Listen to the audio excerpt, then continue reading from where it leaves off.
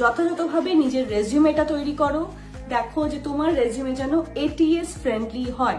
ATS মানে application tracking system.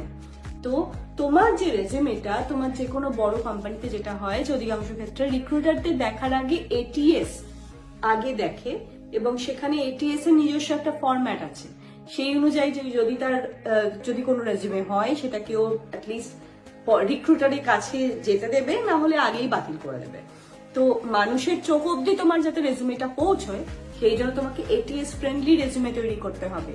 নিজের লেখাগুলোকে ঠিকভাবে বুলেটের মতো করে লিখতে হবে। নিজের দক্ষতাগুলো, নিজের অভিজ্ঞতাগুলো, ঠিক কিওয়ার্ড গুলো ব্যবহার করতে হবে, যে এই জবের জন্য কোন ধরনের কাজ চাইছে, কোন ধরনের কিওয়ার্ড চাইছে, সেইগুলোকে দেখতে হবে।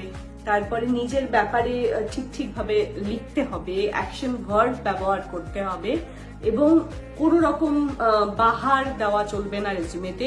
একদম স্ট্রেট ফরওয়ার্ড, সহজ সরল রেজিউমে দেখতে হতে হবে। কোনো রকম গ্রাফ, চার্ট, হ্যানা ত্যানা একদম নয়।